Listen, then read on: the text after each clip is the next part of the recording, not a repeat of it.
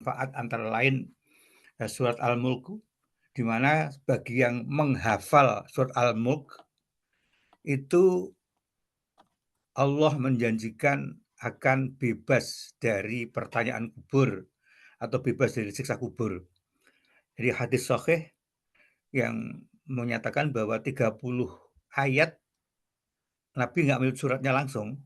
Nabi hanya mengatakan bahwa ada 30 ayat yang itu akan munjiat menyelamatkan dari siksa kubur. Itu nanti diturunkan setelah Al-Isra. Nah, kembali ke keistimewaan surah Al-Isra yang kedua ialah bahwa Nabi ini, Nabi Rasulullah SAW selalu di masa Mekah ya, di masa Mekah beliau selalu membaca surat Al-Isra ini tamat, khatam, sebanyak 110 ayat, dan juga bersama surat Az-Zumar.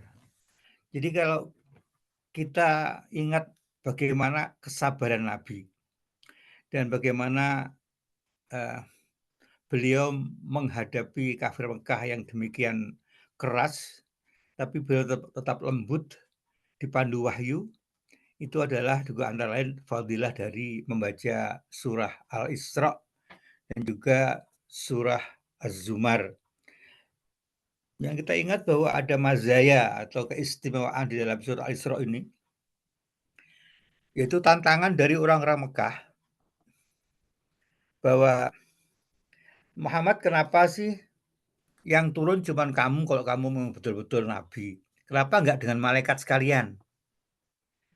Kalau tidak mampu atau tidak ada malaikatnya, kenapa tidak kau minta pada Tuhanmu untuk menjadikan tanah Mekah ini yang tandus menjadi hijau, royo-royo, hijau, untuk tumbuh-tumbuhan sehingga kami ini hidup makmur. Atau kalaupun tidak bisa, kenapa Tuhanmu tidak membuat mata air yang memancar sehingga kami ini akan hidup dengan tenang. Maka surat Al-Isra ini kemudian Nabi diberi wahyu, suruh mendengarkan dulu semuanya. Jadi oleh Allah diminta dengarkan semua komplainnya, nanti baru dikasih kata kunci. Ya, kata kuncinya adalah ayat, apakah engkau tidak sadar bahwa aku ini cuma seorang utusan? Maksudnya apa mungkin saya membuat tanah Mekah itu menjadi hijau royo-royo atau yang dari tandus menjadi hijau, itu adalah di luar kemampuan. Tapi sebenarnya Al-Quran ini lebih bermanfaat dari segala-galanya karena nanti akan ada balasan di akhirat yang lebih hebat lagi. Nah, surah Al-Isra ini berkaitan juga, ada hubungannya dengan surat Al-Furqan. Surah Al-Furqan ini menceritakan kritik yang sangat pedas dari orang-orang kafir Mekah yang mengkritik Nabi kok jalan-jalan ke pasar, Nabi kok begini begitu, mesti Nabi itu begini-begini. Kemudian Allah menurunkan ayat di dalam surah Al-Furqan ini bahwa ya Nabi itu manusia. Jadi memang seharusnya dia juga bertindak sebagai manusia. Itu masih juga orang-orang Mekah itu masih juga ngeyel, masih bersikukuh kalau kenapa kok enggak malaikat. Jadi kembali kepada tadi surah Al-Isra tadi, ini ada kaitannya. Kenapa enggak disuruh malaikat saja yang datang?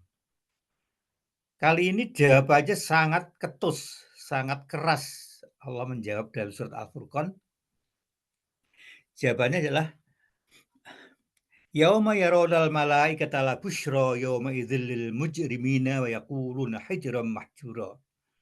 Kalau saja malaikat yang turun, mereka habis sudah ceritanya.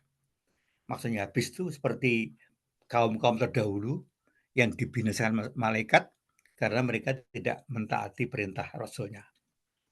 Jadi kembali sekarang pada surah Isra, dimulai dengan tabarukal subhanalladzi asra. Subhana ini di dalam bahasa Arab disebut syibhul fi'il. Syibhul fi'il ini adalah mirip kata kerja. Jadi selalu subhana dibaca nasab, belum pernah ada dibaca kasroh atau dhammah. Dan ini adalah mabni, mabni itu nggak bisa diubah, subhana. Kita skip saja ayat ini, karena nanti fokus pembicaraan kita pada ayat keempat. Tapi ada baiknya saya juga akan membaca. A'udzubillahi minasyaitonirrajim. Bismillahirrahmanirrahim. Subhanalladzi asra bi'abdihi lailan minal masjidil haram ilal masjidil aqsal ladzi barakna haulahu linuriyahu min ayatina innahu was-sami'ul basir.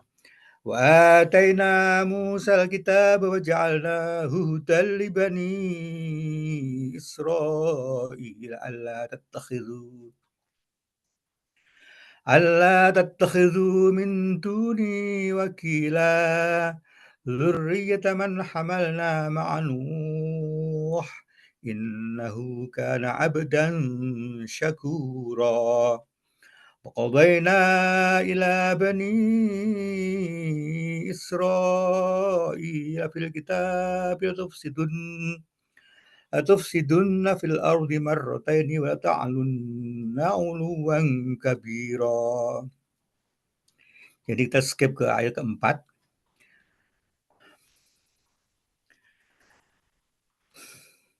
Bahwa Allah telah qadhaina telah memutuskan, menetapkan. Kami telah menetapkan, jadi qadhaina itu fi'il madhi atau past tense, jadi sudah ditetapkan Allah Ta'ala.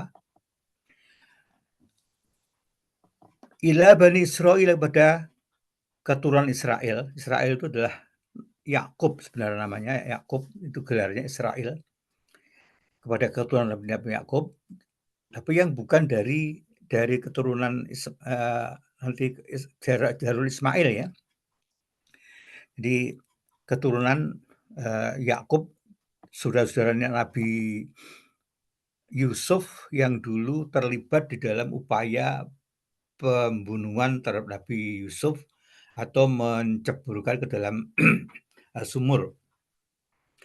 Yang ditetapkan Allah apa?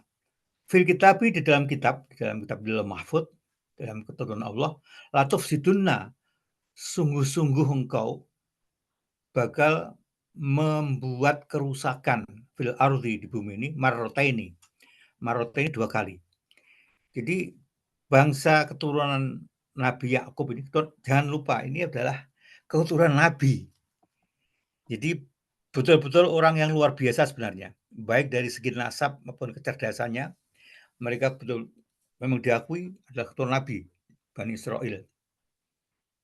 Tapi latufsiduna fil ardi, akan membuat kerusakan di bumi, marrotaini dua kali, wa ta'lunna uluwan kabira, dan akan bersifat sombong, sesombong-sombongnya, uluwan kabira. Nah, dalam kitab tafsir yang saya baca dari kitab Jalalain ini, ada perbedaan pengertian terhadap marrotain ini, ada dua kali ini. Imam Jalaluddin As-Suyuti mentafsirkan, jadi kita kembali, tafsir itu adalah sesuatu yang dipahami oleh seorang ulama atas ayat Quran. Jadi tafsir itu bukan Al-Quran. Tafsir itu adalah pendapat para ulama setelah memahami seluk-beluk ayat Al-Quran berdasarkan lughat, tajwid, makhraj, asbabun nuzul, dan juga berkaitan dengan hadis-hadis yang mutawatir dan hadis-hadis yang sahih. Nah, pendapat itu ditulis kemudian menjadi namanya tafsir. Imam Suyuti menyatakan bahwa yang disebut marrotain atau dua kali, membuat kerusakan dua kali itu, yang pertama adalah ketika mereka membunuh Isa alaihissalam. Jadi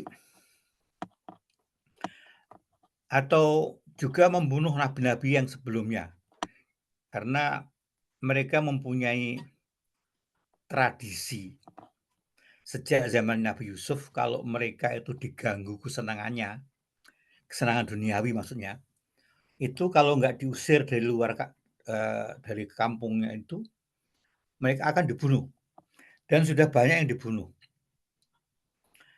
Maka Allah menurunkan balasan atas perbuatan menista para rasul itu dengan mengirimkan Jalut. Jadi di dalam ayat-ayat berikutnya nanti akan disebut bahwa ba'atsna 'alaikum ibadan lana uli ba'sin syadidin fajasu khilalad diyar. Deskripsi daripada ayat ini sangat-sangat detail. Ba'atsna, kami telah mengutus 'alaikum kepadamu sama ibadal. Ibadan seorang atau beberapa hamba kami. Maksudnya memang disuruh oleh Allah. Jadi membuat kerusakan balasan itu adalah memang disuruh oleh Allah. Nah, masalah siapa yang disuruh itu adalah wewenang Allah. Imam Suyuti di dalam tafsirnya itu mengatakan bahwa yang dikirim itu adalah seorang yang gagah perkasa, kuat, namanya Jalut. Nah, di dalam ayat ini disebutkan, deskripsinya adalah uli ba'sin syadid, mempunyai kekuatan yang dahsyat. Fajasu khilalat diyar, mereka akan sweeping, roaming, akan menyisir rumah-rumahmu dan akan membuat kerusakan. Fajasu khilalat diyar wa kana wa'dam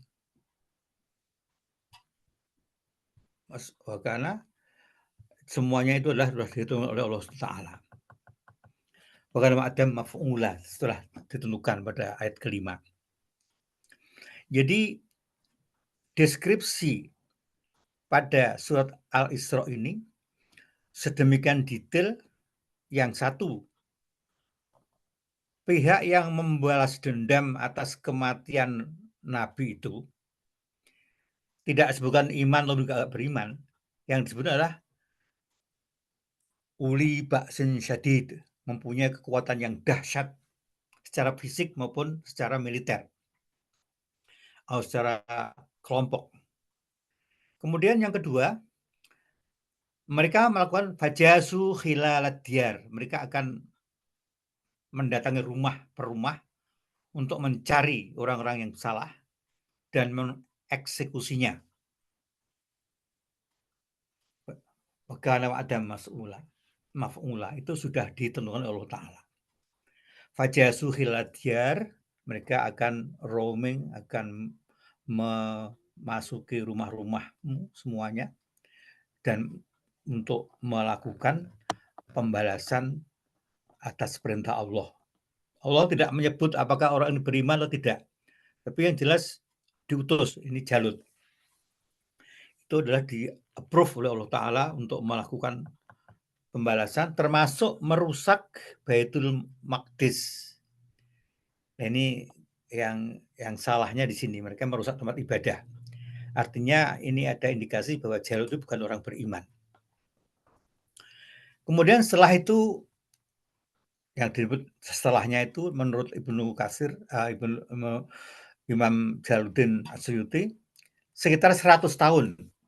Jadi ini ayat ke-6, summa radadnahu lakumul karrata 'alaihim wa amdadnakum bi amwali wa banina ja'alakum aktsara nafira. Ini datang saatnya kemewahan yang melimpah. Kemudian setelah kejadian itu kami kembalikan engkau sekali, satu putaran. Satu putaran ini bisa ratusan tahun, bisa puluhan tahun, terserah Allah. Wa amdadnakum, dan kami akan berikan kelebihan. Amdadna itu dari kata madad, artinya melimpahkan atau mencurahkan. Bi amwalin, dengan harta benda. Wabanin, dan anak cucu dan anak keturunan. Wa ja'alnakum aktsara nafira, dan akan menjadikan kelompok yang besar. Nah, di sini ada 3 kata kunci pada ayat ke-6 ini. Summa radadnal karrata 'alaihim. Ketika Allah sudah mengembalikan kekuasaanmu dari porak-poranda dirusak oleh Jalut, itu Allah akan berikan ini satu yang pertama, wa amdadnakum bi amwalin. Kami akan berikan harta benda yang sangat melimpah. Ini kemurahan atau kerahmatan Allah pada siapapun yang dikehendaki. Entah itu orang muslim dan non-muslim, siapapun Allah mempunyai kehendak. Wa alim bidzati sudur wa ala kulli syai'in qadir. Jadi kata kunci pertama di ayat yang ke-6 adalah wa amdadnakum bi amwal. Kami akan gelontorkan bahasanya harta benda yang melimpah. Yang pertama, yang kedua, wa banina. Engkau akan punya anak cucu yang banyak. Nah, para mufassir juga menafsirkan banina itu tidak selalu berupa fisik. Misalnya anak keturunan satu orang keluarga punya anak 10, 12 orang, tidak selalu demikian. Mungkin anaknya cuma satu, tapi dia punya pengaruh yang sangat besar. Kalau kita lihat sekarang ini, bahwa keturunan Nabi Yakub ini, meskipun minoritas, itu bisa menguasai kira-kira 80% aset dunia. Kalau di bidang media, itu jelas 90%. Cuma ada 1 sekian persen dari Al Jazeera, yang lainnya selebihnya itu punya keturunan Nabi Yakub. Kemudian dari segi bisnis keuangan, sejak zamannya Rothschild yang demikian kaya sampai dia bisa membeli bintang. Jadi ada orang menemukan planet, itu tolong itu jangan dikasih nama, kasih nama saja. Jadi ada planet Rothschild itu karena dia beli dari seorang, saking banyaknya duit, sudah kelebihan duit, jadi dia bendanya apa nggak tahu, tempatnya di mana nggak tahu, pokoknya beli aja agar ada nama saya, saking kayanya. Bi amwalin wa banina. Nah, banin ini juga memberi makna kepada kita atas pengaruh-pengaruh baik melalui koran seperti Rupert Murdoch atau juga seperti ya orang-orang yang berpengaruh di dunia media sekarang ini. Yang kedua, itu ciri khas kedua. Kemudian yang ketiga, wa ja'alnakum aktsara nafira. Engkau menjadi kelompok yang terbesar. Kelompok terbesar ini tidak selalu secara fisik, tetapi mungkin juga sekelompok kecil manusia, tapi menguasai pola pikir hampir seluruh dunia. Kita lihat sebelum tahun 2020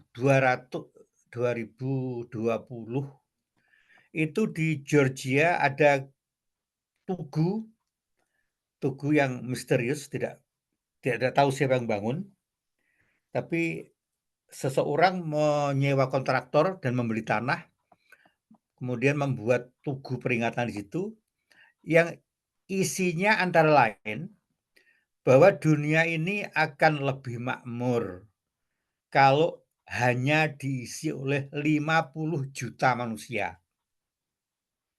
Wah, ini banyak yang tersinggung.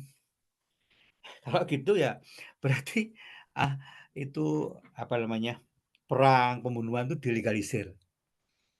Kemudian karena risih, pemerintah Georgia pada tahun 2022 merobohkan dinding itu dan sekarang menjadi rata dengan tanah.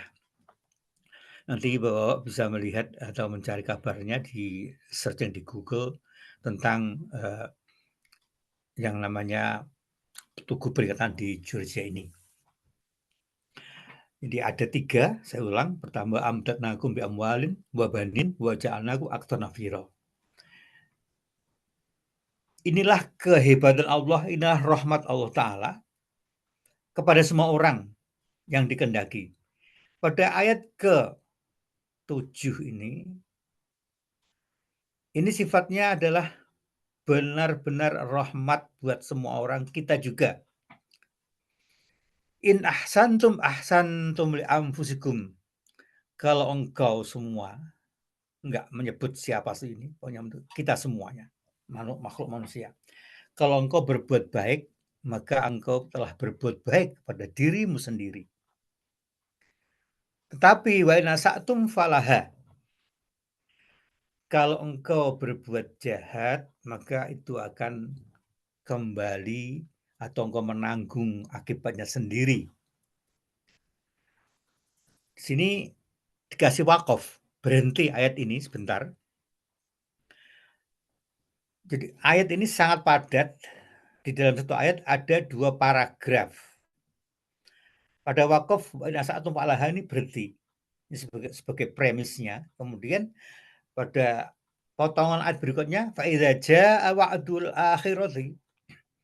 Nanti kalau sudah terjadi wa'dul akhirah, janji yang terakhir atau janji yang, nah ini yang terakhir ini bisa dikatakan kedua, ya. Atau setelah engkau melakukan kerusakan di bumi, maka ada pembalasan kedua. Itu apa yang terjadi? Liyasu'u wujuhakum. Mereka ini dan tidak menyebut siapa mereka ini. Tapi yang jelas sejenis dengan pasukannya Jalut yang telah memporak-porandakan negeri itu sampai bisa merusak Baitul Maqdis. Apa yang dilakukan? Liyasu'u wujuhakum, membuat wajahmu jelek.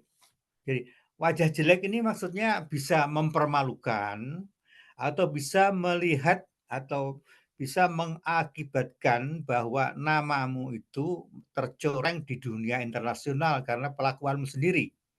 Seperti premis pertama tadi, ahsantum li anfusikum wa in asa'tum falaha. Kalau baik ya balasannya baik, kalau tidak baik maka balasannya juga tidak baik. Maka kalau terjadi itu tidak baik, liyasu'u wujuhakum, engkau akan dipermalukan atau wajahmu menjadi jelek. Ini yang ini potongan berikut ayatnya adalah waliyadkhulul masjidah. Mereka akan masuk masjid. Jadi masjid Baitul Muqaddis, Baitul Maqdis atau Baitul Muqaddas. Mereka akan masuk kama dakhuluhu awwal marrah, sebagaimana mereka masuk pertama kali. Nah, yang masuk pertama kali ini dalam sejarah itu ada 2 kelompok. Nanti pada tafsir Ibnu Katsir, kelompok ini adalah yang disebut adalah dari kelompok Nebukadnezar, Raja Nebukadnezar. Jadi kalau Imam As-Suyuti menyebut itu adalah Jalut, sedangkan dalam tafsir Ibnu Katsir menyebut adalah Raja Nebukadnezar. Itu sama-sama melakukan kerusakan, memporak-porandakan negara itu. Sehingga di dalam ayat ke-7 ini disebut kama dakholuhu awwala marrah. Jelas sekali deskripsinya. Mereka akan masuk Masjid Aqsa itu sebagaimana mereka telah masuk sebelumnya. Nah, yang telah melakukan itu adalah 2 kelompok. Yang pertama adalah Nebukadnezar, yang kedua adalah Jalut. Walita biru ma'alau tadbiro.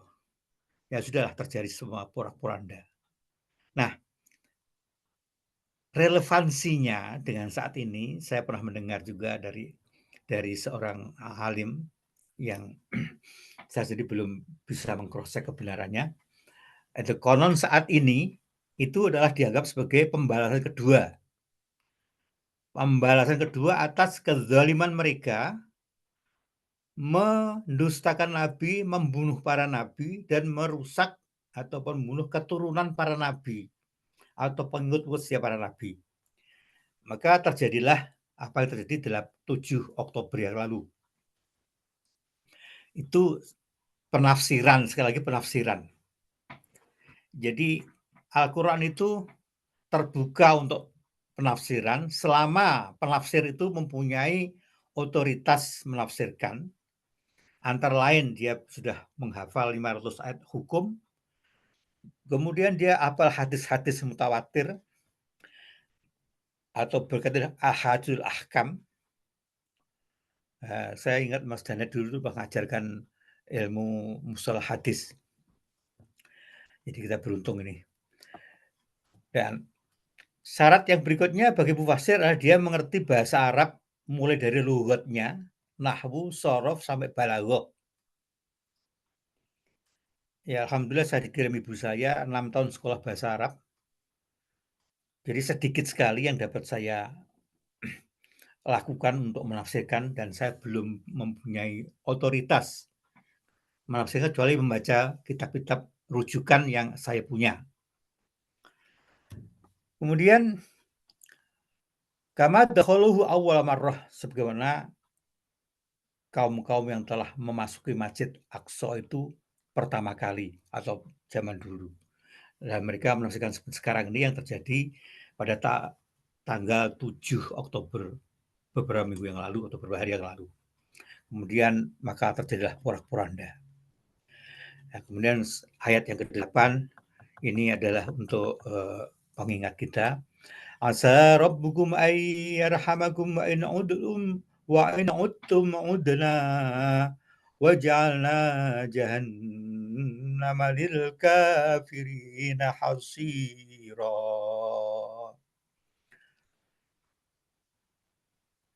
Paragraf ini ditutup dengan asa rabbukum. Moga-moga Tuhanmu merahmati kamu semuanya. Wa in uttum udna. Tapi ingat, ini jadi setelah Allah memberikan rahmat yang luar biasa, masih memberi peringatan. Ingat-ingat. Wa in uttum udna. Kalau engkau melakukannya lagi atau kembali lagi, kami juga akan kembali. Jadi maksudnya pada karroh itu atau sekian ulangan-ulangan perusakan dibalas, itu bukan cuma marrotaini menurut ahli tafsir, itu bisa berulang-ulang sampai hari kiamat. Sampai turunnya Imam Mahdi. Itu akan berulang-ulang terus. Jadi dari sini mereka menafsirkan kenapa karrotain ini bukan cuma 2 kali. Secara lugawi karroh itu sekali, ya. Kalau karrotain ini 2 kali, kalau karrot itu beberapa kali. Tapi kalau salah baca kurroh itu menjadi sepak bola. Jadi kalau nggak ada harokatnya antara karroh dan kurroh itu tulisannya sama persis. Makanya membacanya harus betul karrotaini bukan kurrotaini. Wa in uttum udna, kalau engkau sekali-kali berani kembali lagi melakukan kerusakan di bumi, kami juga akan ngirim orang yang seperti Jalut atau juga seperti yang lain-lainnya yang akan membalaskan kamu. Tapi gini, kuncinya terakhir nih, wa ja'alna jahannama lil kafirina hasira. Kami telah menyediakan neraka jahanam untuk orang kafir yang nggak percaya dengan iman ini dan percaya dengan ayat ini, hasira sebagai tempat tahanan. Allah mengatakan cuman hasira. Ini demikian alusnya Allah menyatakan ayat ini hasira, tempat tahanan. Tahanan kok seperti itu, udah dasarnya jahanam. Jahanam itu apinya tidak menyala-nyala, tapi seperti uh, bara. Kalau kita pernah melihat foto apa namanya uranium, itu bongkahannya itu adalah terus berwarna merah dan itu mengeluarkan segala macam. Kita nggak tahu apa karena bukan ahlinya, tapi saya melihat fotonya seperti itu, membara merah. Itulah jahanam, antara lain gambarnya itu. Tidak berasap, juga tidak berubah warnanya, tetap seperti itu. Dan itu bertahun-tahun, berbelas-belas tahun di dalam juz aman disebut ahqoba, berabad-abad.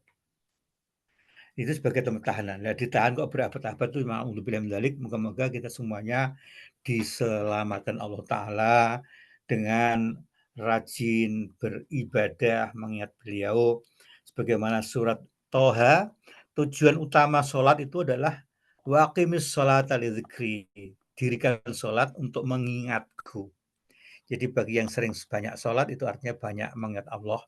Moga-moga kita termasuk yang golongan tersebut dan percaya seluruhnya ayatnya, meskipun kita belum melihat buktinya atau belum melihat tempat kejadiannya, kita tetap iman, iman bil ghaib dan diberi kesejahteraan keluarga semuanya, keturunan kita menjadi beriman.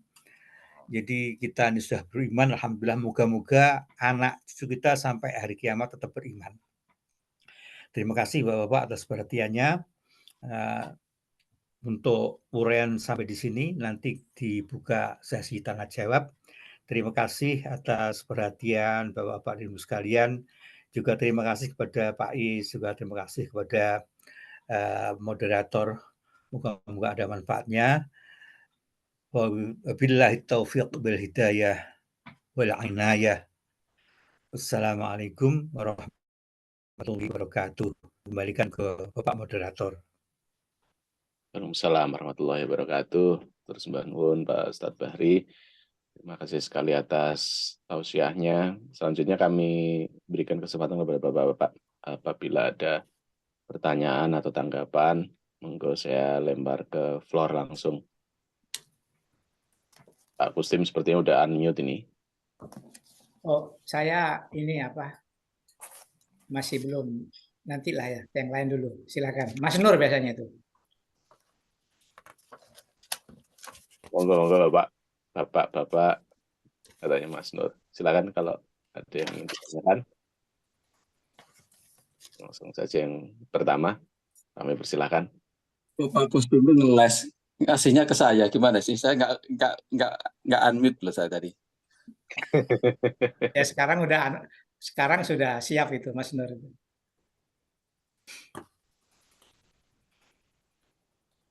Silakan Mas Nur. Sudah di mute lagi, Pak.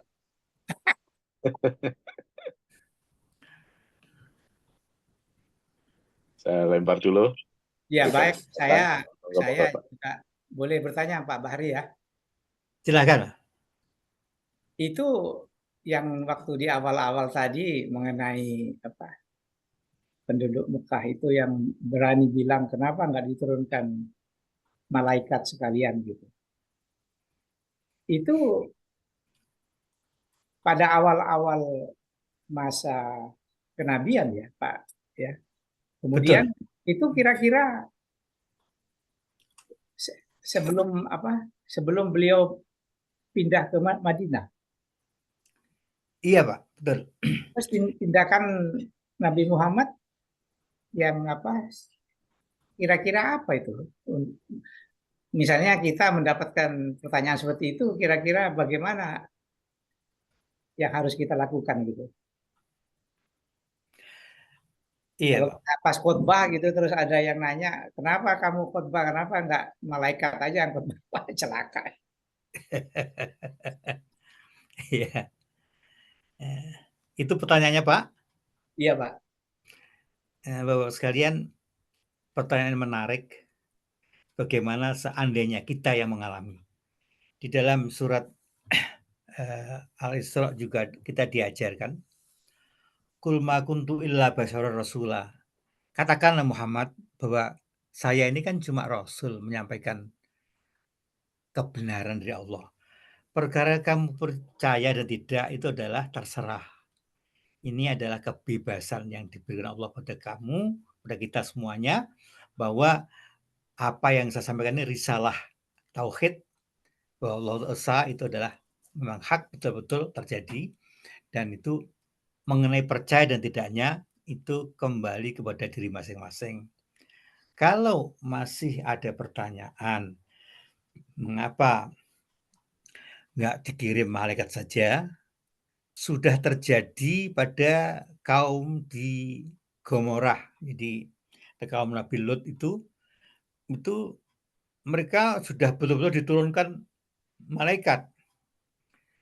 Jadi kalau dalam surat Hud nanti akan kita bahas mengenai kedahsyatan bagaimana buminya itu gonjang-ganjing di Sodom Gomorrah itu.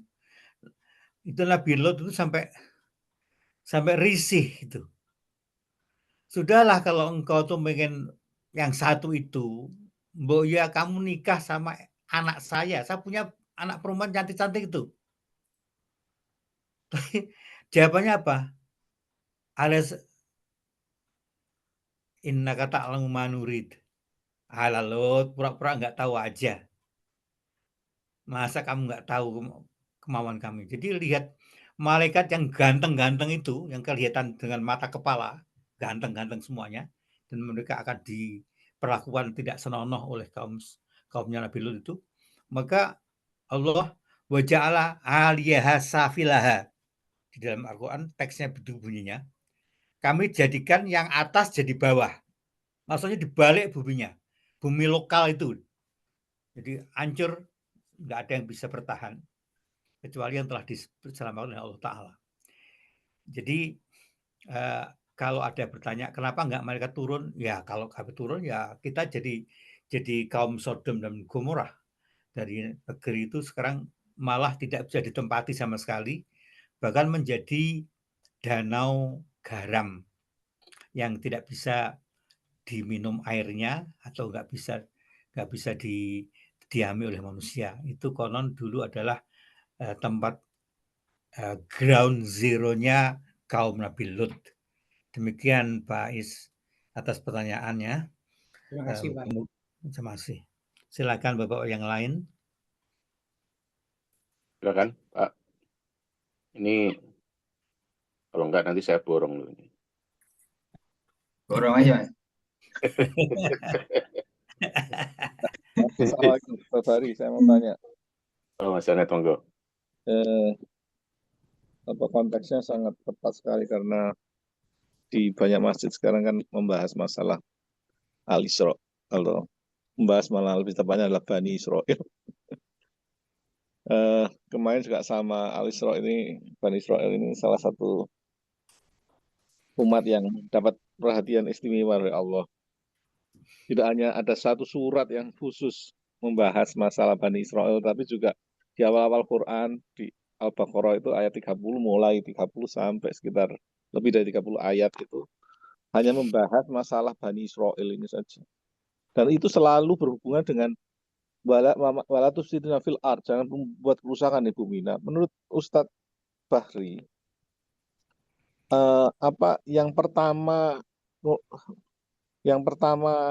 mereka buat kerusakan itu dari tafsir-tafsir ini yang mana? Yang kemudian yang kira-kira yang kedua ini masih banyak perbedaan pendapat. Tapi yang pertama ini Ustadz Bahri. Terus kemudian satu hal lagi, mereka ini kan memang sombong di surat-surat ayat-ayat itu sampai dia kan masuklah ke kota itu dengan menundukkan kepala dan seperti almost bersujud gitu. On top of sesuatu yang diberikan nikmat oleh Allah seperti dulu itu adalah mana wal salwa itu tadi yang mereka sendiri pun masih berusaha menangkalnya, ingin menggantinya. Sudah diberi nikmat masih ingin minta yang lain lagi. Nah, menurut Ustadz Bahri, apakah awal-awal ini yang dianggap sebagai kerusakan yang pertama dari Bani Israel ini? Itu pertanyaannya Pak? Iya Pak. Terima kasih. Di dalam dua kitab tafsir yang populer di Indonesia, yaitu kitab Jalalain dan kitab Ibnu Katsir, ini dua-duanya memang populer di Indonesia. Itu berbeda penafsiran atau pemahaman tentang wa'du ulahuma. Jadi atas kejadian pertama itu ulama menafsirkan adalah tindakan Raja Nebukadnezar yang meluluhlantakkan negara sekitar Baitul Maqdis itu. Entah namanya apa zaman dulu, sekarang apa namanya juga mungkin berganti-ganti. Jadi pelakunya adalah Nebukadnezar. Sedangkan di dalam tafsir Ibnu Katsir itu bukan Nebukadnezar, tetapi adalah Jalut. Jalut itu adalah pada saat Nabi Daud. Makanya orang Israel itu mendewa-dewakan David. Daud sampai ada bintang David. Jadi bintang David itu adalah dikatakan mempunyai kekuatan magik atau apa sehingga menjadi simbol dari bendera negara tertentu. Jadi sekali lagi perbedaannya, siapa yang pertama meluluh lantakkan daerah Baitul Maqdis itu, ulama berbeda pendapat. Yang pertama pendapatnya adalah itu dilakukan oleh Nebukadnezar yang waktu itu menguasai daerah Syam dan sekitarnya. Syam itu meliputi mulai Irak sampai dengan ke timurnya sampai ke hampir menuju ke Persia. Itu kekuasaan Nebukadnezar. Kemudian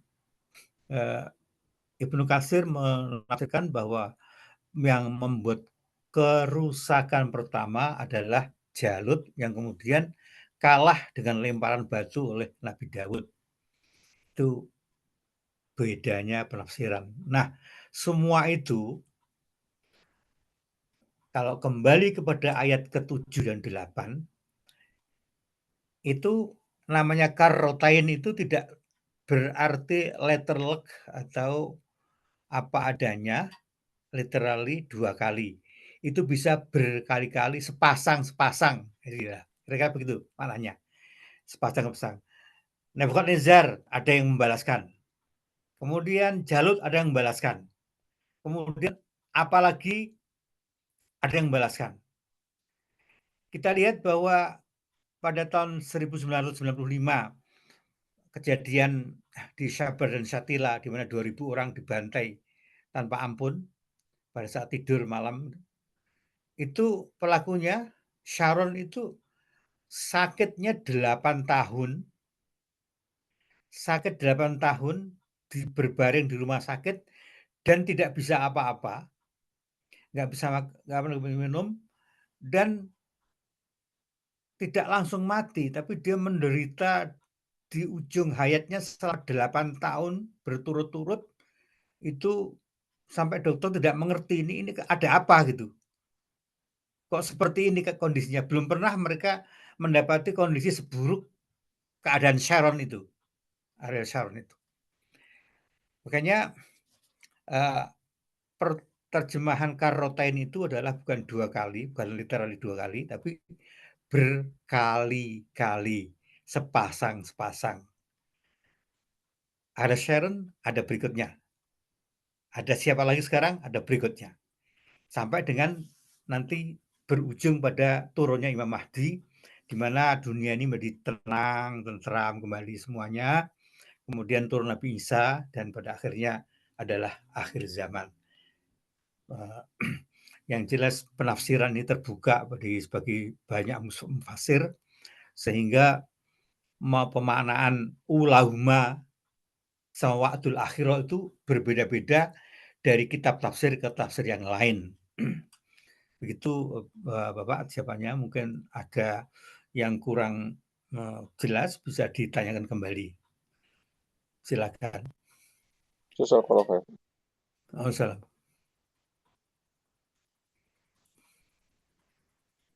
Ustaz, ini yang kameranya sudah nyala ini. Silakan, Mas Doni.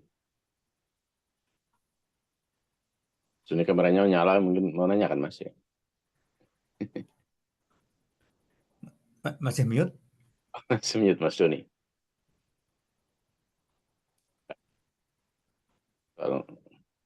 Kalau enggak, mungkin tadi saya masih belum nangkep ini Ustadz Bahri yang saya baca lagi ini terjemahannya Al-Isra 1-7 gitu ya. Ini yang dimaksud dengan serangan kedua ini kira-kira yang kedua ini timingnya ini kapan? Yang sekarang ini kah, Ustadz? Baru saja minggu yang lalu saya dengar ceramah demikian.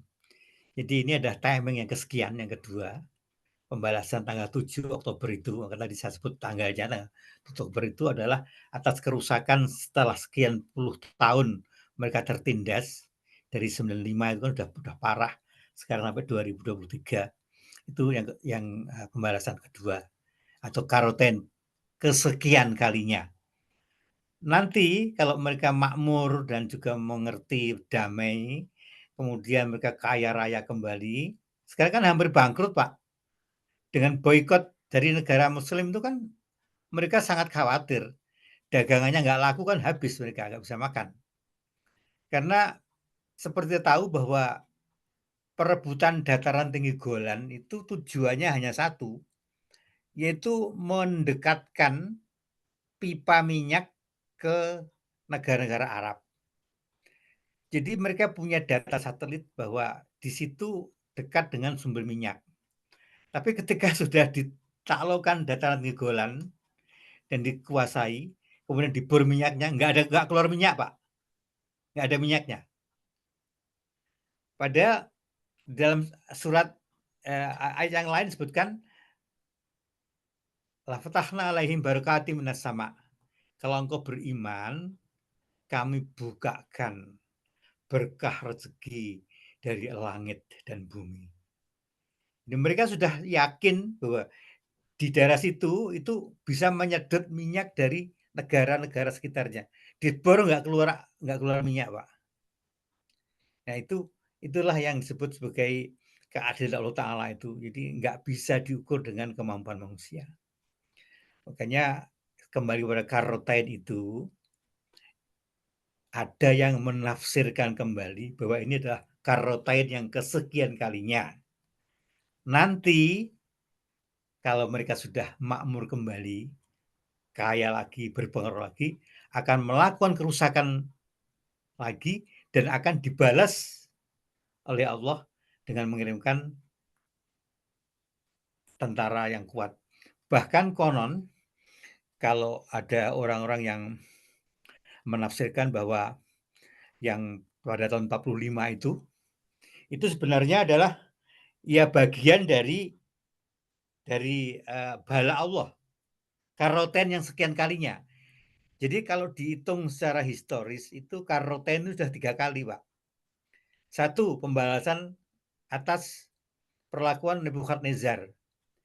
Yang kedua, pembalasan atas perlakuan Jalut.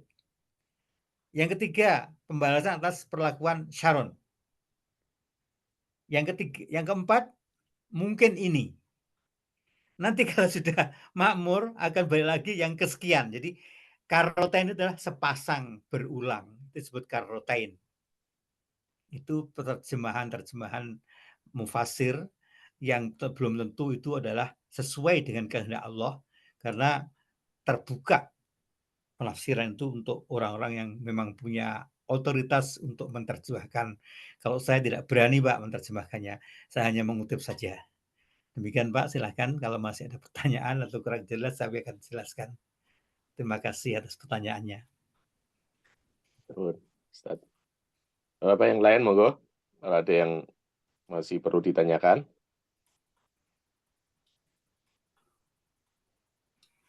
Saya tuh sempat dengerin ini, Ustaz, dengerin podcast tentang ini, ada ulasan ahli pengamat luar negeri gitu. Waktu awal-awal zaman dulu itu kan saya lupa tahunnya tahun berapa, 40-an ya kalau nggak salah, itu di negara Arab semuanya itu memberikan di Sudan kalau nggak salah, ibu kota Sudan, memberikan pernyataan yang 3 no, yang artinya memang membantu Palestina gitu. Nah, kemudian masing-masing ternyata tidak sesuai dengan kesepakatan itu sampai yang terjadi sekarang, Arab gitu ya, Arab tidak semuanya bersatu gitu, tapi intinya tidak kompak lah gitu. Nah, dari perspektif agama gitu, kira-kira analisa Ustadz bagaimana ininya ya, fenomena ini gitu. Terima kasih, Pak. Allah telah menyindir kita ya semua ya, bahwa wa tahsabuhum jami'an wa qulubuhum syatta. Sebenarnya asbabun nuzul ayat ini adalah ketika perang Khaybar, perang melawan Huyai bin Akhtab itu yang mau membunuh Nabi. Kemudian kekuatan Islam itu meluluhlantakkan Bani Quraidah itu, Allah menurunkan ayat yang bunyinya, mereka ini sangat ketakutan, ya, sangat ketakutan, dan kalau engkau lihat tahsabuhum jami'an, kelihatannya mereka ini bersatu melawan engkau Muhammad. Padahal wa qulubuhum syatta, hati mereka bercerai-berai. Nah, Mufasir itu kemudian menggunakan ayat ini, karena ayat ini sifatnya berlaku universal. Jangan-jangan kita ini seperti kelompoknya Huyai bin Akhtab yang katanya sepakat bersama suku lain memerangi Nabi, ternyata mereka di akhir cerita hanya bersembunyi membaroi judur di belakang tembok mereka. Maka yukhribuna buyutahum biaidihim, maka mereka merobohkan rumah mereka sendiri dan juga dirobohkan oleh orang Muslim. Di akhirnya mereka ketakutan dan akhirnya mereka dihukum penggal semua atas perintah Sa'ad bin Mu'adz. Jadi Nabi juga adil di situ. Saya nggak akan memberikan hukuman pada kalian yang memberontak, tapi kamu cari aja lah hakim yang siapa yang kamu suka. Hakim MK mana lah, keluargamu atau pamanmu, nggak masalah. Yang penting kamu pilih sendiri hakimmu, adilnya apa, saya nurut. Kemudian Huyai bin Akhtab ini menunjuk Sa'ad bin Mu'adz. Sa'ad bin Mu'adz ini teman sepermainan dari kecil Huyai bin Akhtab. Itu orangnya luar biasa. Itu betul-betul fleksibel, adil, ganteng, pinter, alim, taat, beribadah. Itu dipilih oleh Huyai bin Akhtab untuk memberikan hukuman kepada Bani Quraidah. Kisah selanjutnya kita tahulah apa yang terjadi setelah itu. Nah, tapi inti daripada kejadian ini adalah ayat yang berbunyi tahsabum jami'an wa qulubuhum syatta. Jangan-jangan kita ini seperti mereka, kelihatannya bersatu, sama-sama berbahasa Arab, sama-sama mengerti sholat. Tapi ketika saudara kita dibantai, kita hanya berpangku tangan. Itulah kira-kira gitu.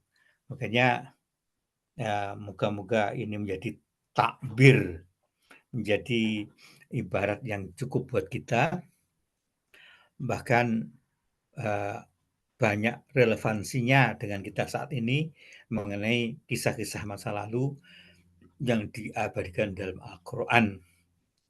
Jadi kalau ternyata kesepakatan di Sudan itu, zamannya Ja'far An-Numairi kalau nggak salah ya itu, Ja'far An-Numairi itu, Presiden Sudan saat itu, mempunyai kesepakatan untuk membantu dan ternyata nol besar. Karena sangat pinternya Bani Israel itu melakukan gerilya politik, gerpol politik.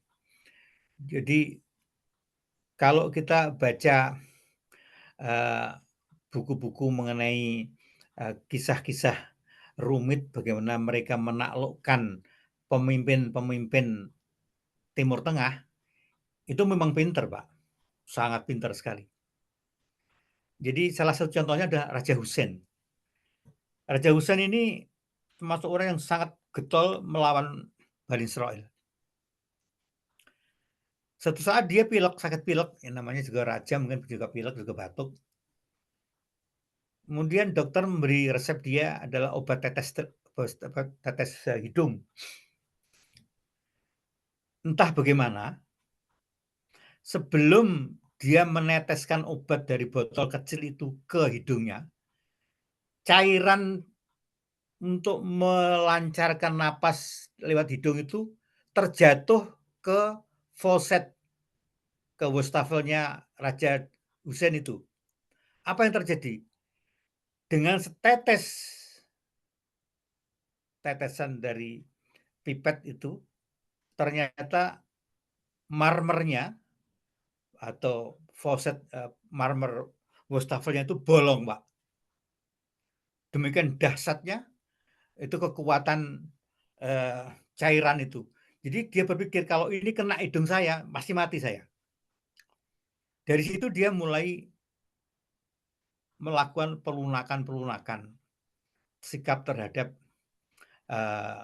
Bani Israel, dan akhirnya terjadilah apa yang terjadi saat ini. Dia diundang berkali-kali ke Tel Aviv untuk makan-makan, ceritanya, makan-makan.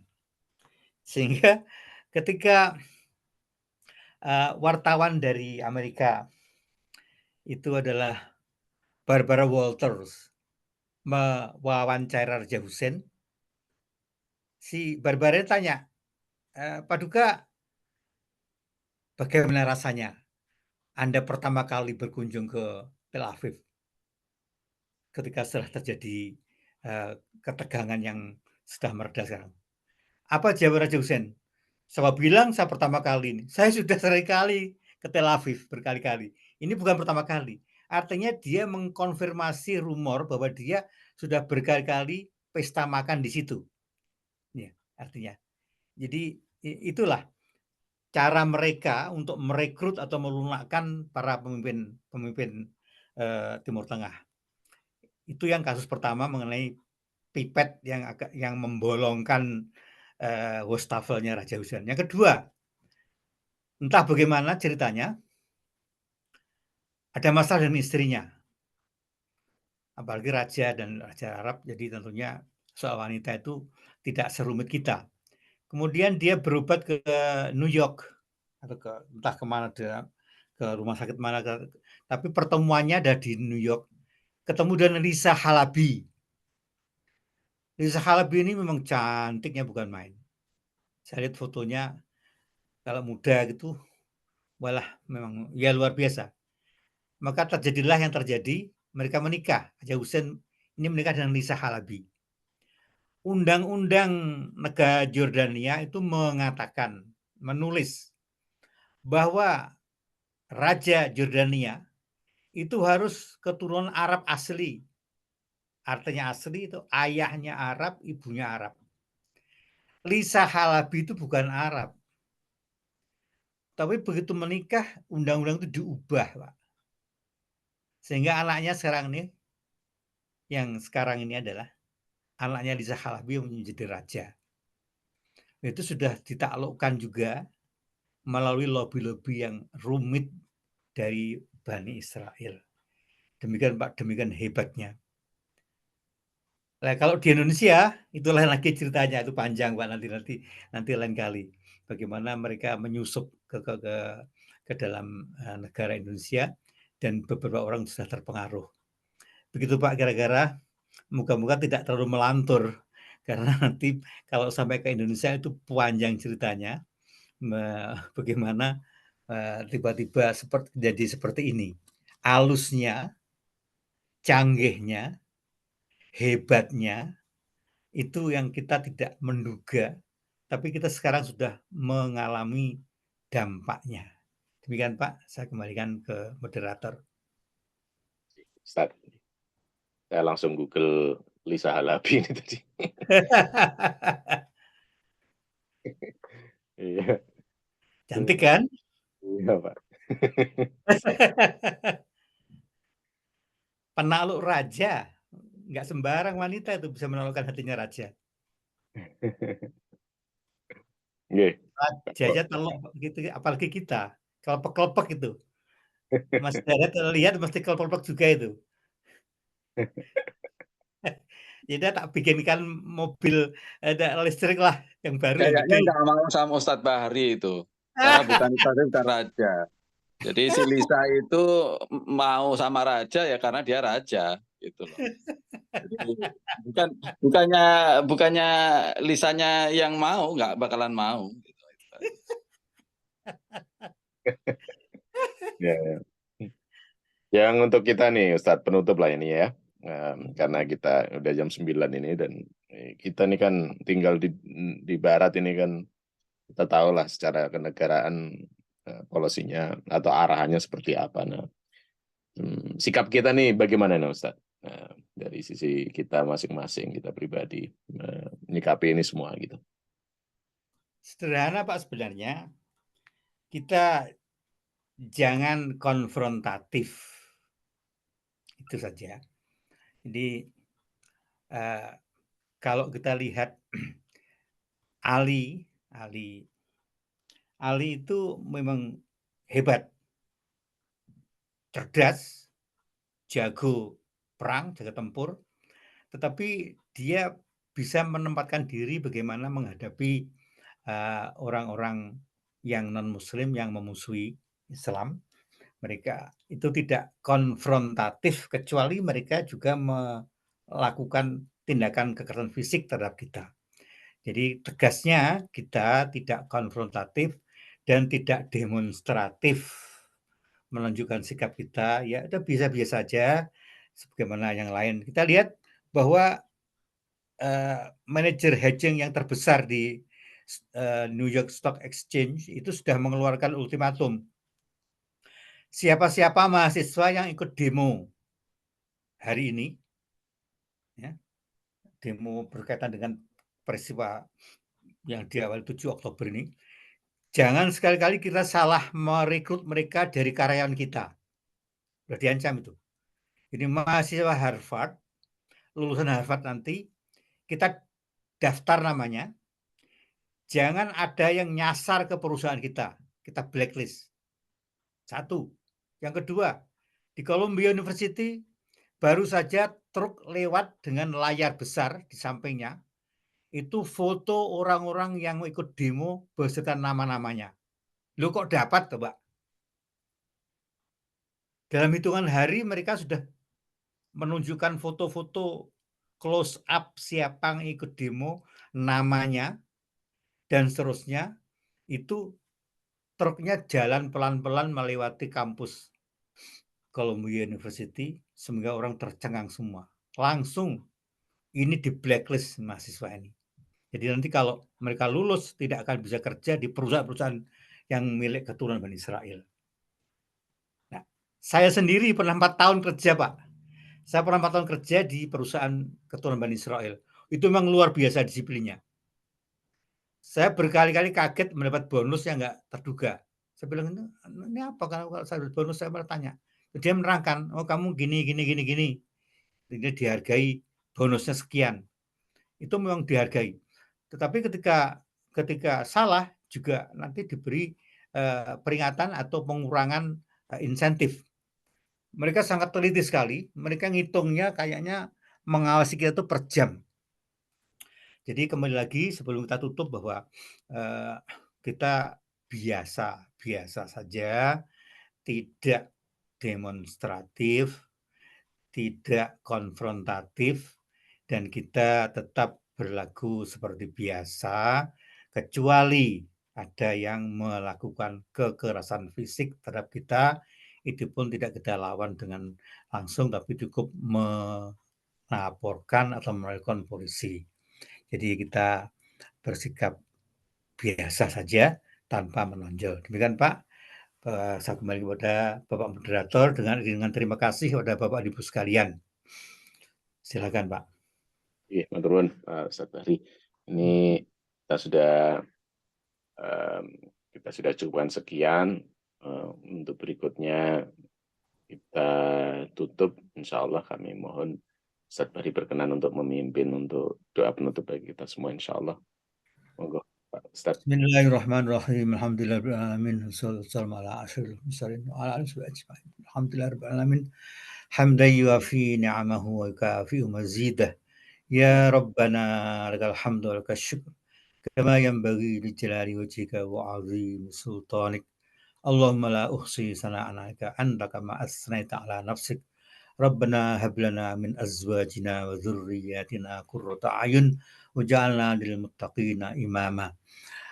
Allahumma shalli ala Muhammadin wa asyiril zalimin bil zalimin wa akhrijhum min bainihim salimin wa ala alihi washabihi ajma'in. Rabbana atina fid dunya hasanah wa fil akhirati hasanah wa qina adzabannar.